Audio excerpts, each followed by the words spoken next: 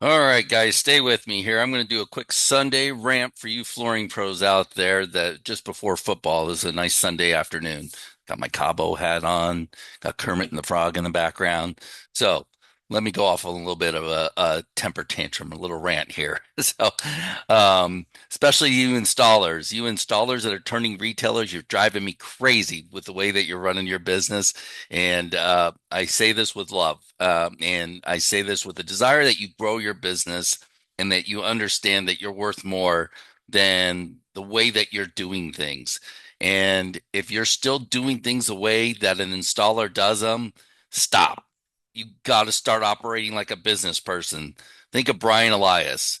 I guarantee you, Brian Elias, who's a businessman, never installed flooring in his life, doesn't know jack shit about flooring, and he's outselling all of us, right? The guy's making a lot of money now. He's spending a lot, investing a lot in marketing.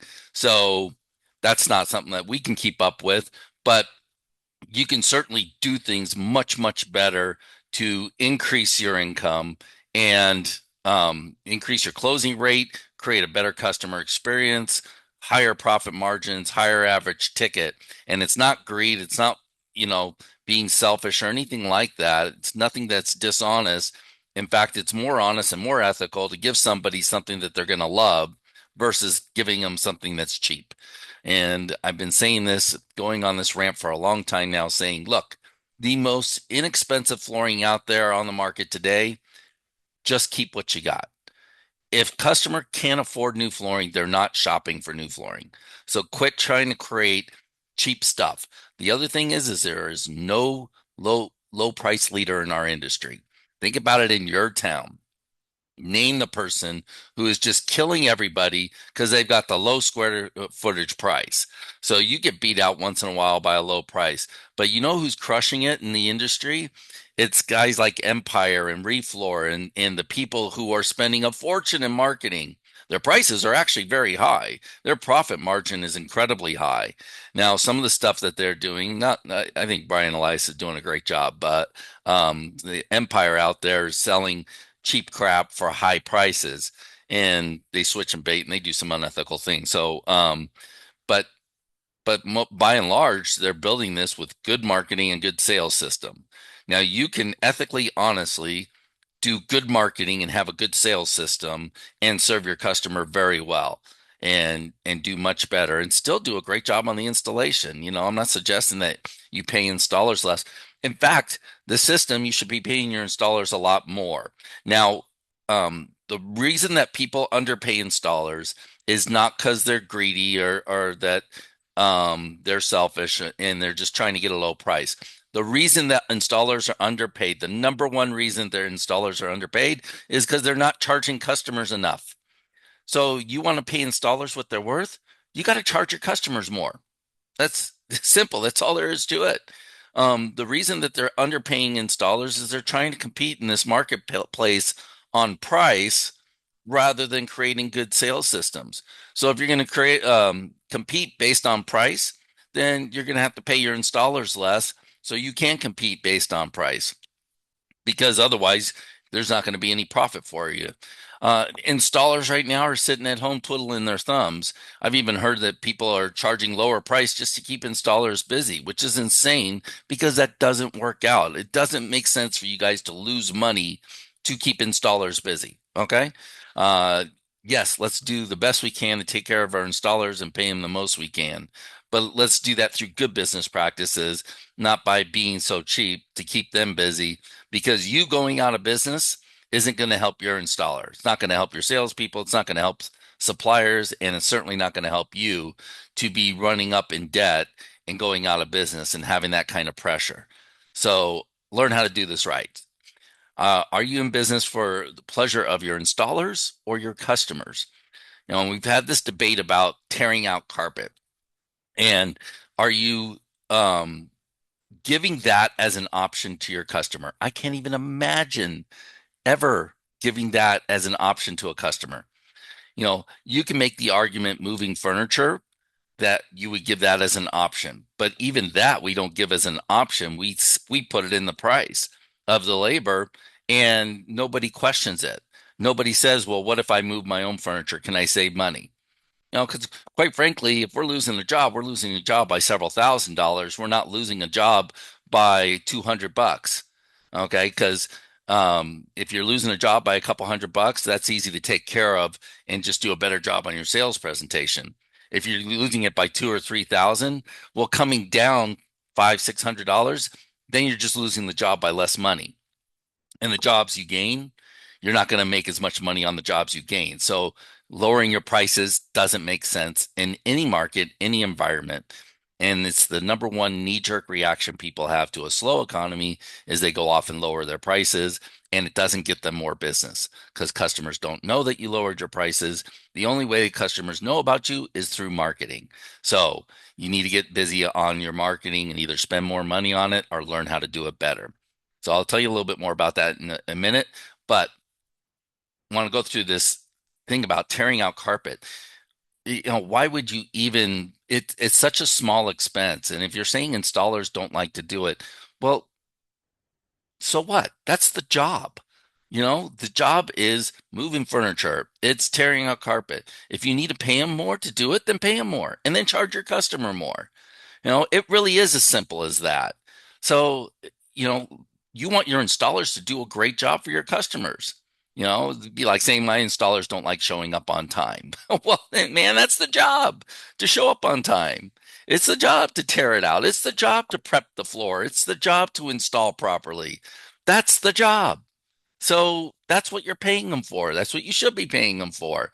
So saying that installers don't like this, installers don't like that. Well, damn it, run your business right and tell the installers, we're looking for people that can do this, this, and this.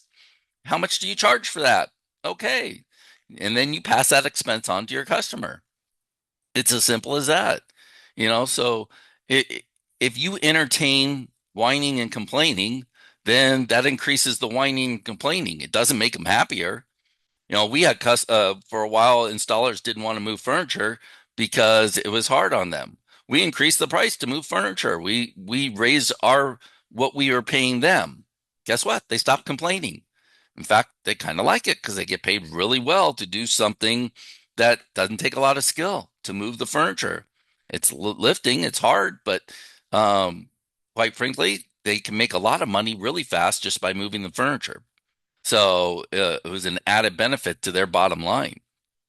Okay, so but tearing out carpet, I mean, that should just be lumped in with the installation price. So, and again, whatever they want to charge for it is what you're going to put in there. Put in the price that you think is fair, have them tear it out, have them throw it away, whatever that is. And every item should be calculated on every job. One price. $9 a yard takes care of the installation and tear out. Okay, you need to go $13 a yard? Fine, go $13 a yard. Takes care of the installation and tear out. Now, what I've seen is when you increase that installation price, it really doesn't dramatically increase the price of the carpet. It really doesn't. There's not a huge leap when you increase the installation price. I've seen anywhere from $5 a yard for installation up to about $9, $10 a yard is the highest for installation, and about $2 or $3 a yard maybe for tear out, which is on the high side. Mostly it's around 40 cents. But you guys got to figure that out. All right, the belief that your town is different. I hear that from everybody. People in my town, they think this, they think that. And what you've done is you think a certain way and you put that narrative onto your customers. You know, I guarantee you there's not a town in there that they uniquely all want to break down in price. They want a line item quote. There's not a town in America where they uniquely all want to save money. If they all want to save money, then they're not buying flooring. I mean, that's to say that there's nobody in your town that's charging higher prices and getting away with it. Everybody in your town has to charge lower prices. Everybody in your town has to do a breakdown. Well, I had a customer the other day that said that they liked the fact that we broke down the price, and that's why they went with me. I hear that story a lot. And you know why that's a story? Because you can tell a story about one unique customer. This isn't a lot of customers. Maybe 1 out of 20 appreciates the fact that you broke down the price to the nth degree. But if your closing rate overall, and this is what we see with our system, you increase your closing rate by 10 to 20%. and you increase your profit margins by 10%, and you have that one unique customer that came out and said they don't like buying from you because you didn't break down the price. So what? Who cares? If your overall business is increasing, are you going to entertain the objections of one unique customer or two unique customers? It just doesn't happen that often. But you've told yourself it happens because in your world, that's what happens. In your world, that's what you think. And installers, guys, you guys have been doing this. I've been talking to you installers and you've been doing this. You were on your knees, you were doing the install, and then you made it to where you're a retailer and you're selling the same way as you did as an installer.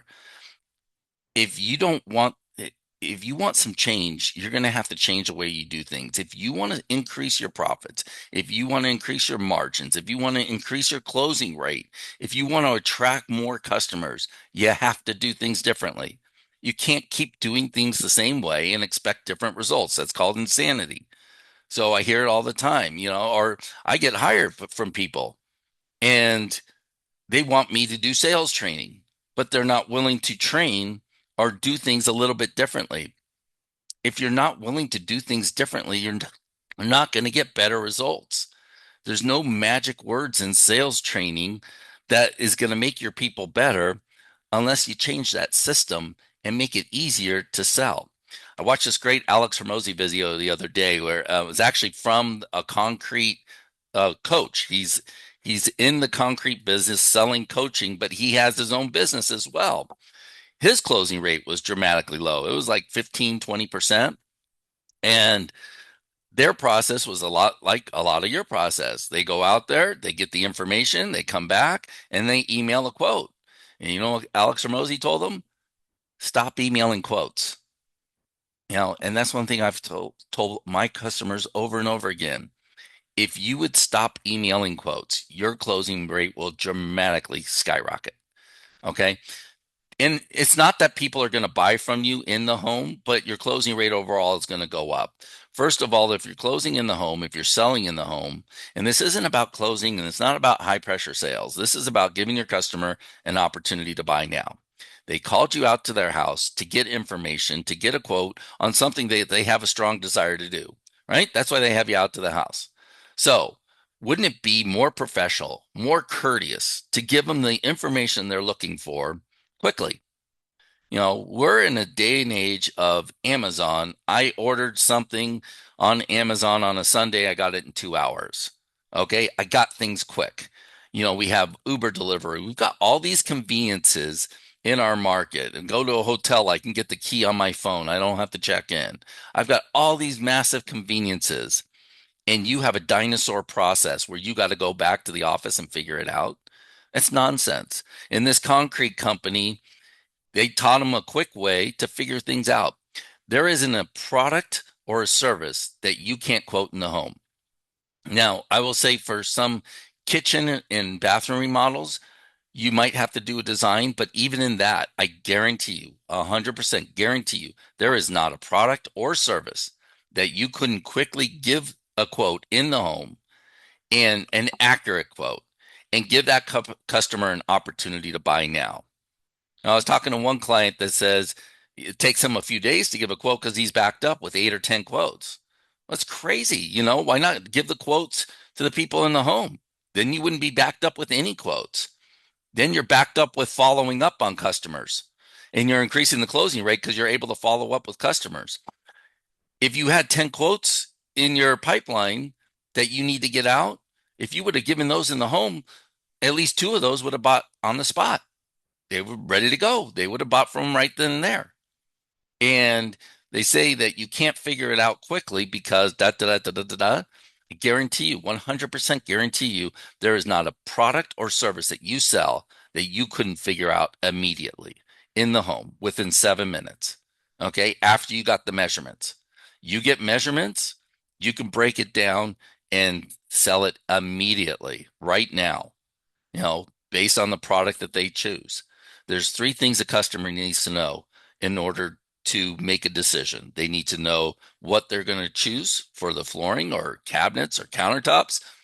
They need to know the scope of work that's going to be done? Are we putting in new baseboards? Are we putting in, again, new counters, cabinets, new tile, new plumbing, new fixtures for showers? And then third, they need to know the price. That's it. So it's easy to help customers make a decision quick. So, in your customers in your town, they're not uniquely different from everybody else. In fact, throughout this country, people move from town to town. And most of the people in your town maybe aren't from your town. So, you can't tell me everybody in your town thinks the same way. That's just not happening. Okay. So you can do things quicker, better, easier. Look, just did a whole webinar on the 3 ways to increase your sales. If you want that, reach out to me. I'll get you a copy of that video, but I'm going to give you the short version of that now. So the 3 ways that you can increase sales $1 million over the next year without spending a dollar more on marketing. I've done this, proven it, it works. The 3 ways: one, you don't need to spend more money on marketing, but you need to change your marketing message. You might need to change the web company. You might need to change the platform. So you can make changes with the same budget that you're spending now. Now, it wouldn't be bad to spend a little bit more money, but you don't need to spend a ridiculous amount of money to improve what you're doing. And I'll preface it by this. Let's say you're spending 800 on pay-per-click advertising. Well, okay, if you're not spending at least 1,500 per product category per keyword in a 15-mile square radius, then you need to either up the spend or quit doing pay-per-click. So you might save $800 and not do pay-per-click anymore. Just work on the SEO and work on social media marketing. So you can literally use the same budget and still increase your business by $1 million. You can go after previous customers. There's a lot of ways that you can tackle the marketing, but the messaging has to change. You can't keep with the same messaging because it's not working. Whether you're offering discounts or you're offering financing, that is not working. You got to get people interested in the product, and you got to do a better job branding when it comes to social media. And we get into that more with our clients, showing you there's no one single marketing message that's ever going to perform, but you need to repeat that same marketing message over and over again. So what I'm saying, not one message, but one ad. You put out an ad, no matter what the offer is, and no matter what you're doing, it's not going to perform well when you do it once. It's got to be repeated over and over and over again. People have to see it multiple times to respond. And you might get lucky and hit lightning in a bottle, but it doesn't happen successfully doing one ad at a time. Okay, it has to be a campaign, not an ad. Um, so number two, you got to increase your average ticket. That's easy to do. I show you ways to increase your average ticket by selling higher end products, by bundling your products and making the average ticket higher, which is better for the customer. It's a better customer experience. Again, if you're breaking down furniture, moving and tearing out carpet, that should be all lumped into one price and make it easy for them to buy. Somebody complained, well, what do I do about upgrades then? Now I can't upgrade the carpet pad. Well, you fool, putting the carpet pad in the price. You don't need to upgrade it. It's already in there. Why are you worried about upselling when you're giving them the best out of the gate? There's no reason to play that game and do upgrades. Just offer them the best right out of the gate. Then you can offer discounts if they don't want to spend that much money. But chances are, if you give them the opportunity, like again, baseboards, we do all of our quotes with brand new baseboards. Now, if you don't want the baseboards, I'll give you a 15% discount. But the first price is with new baseboards. And the other companies are afraid to offer new baseboards because they don't want to make the price too high. So you can start off high and then come down. That's how you increase your average ticket.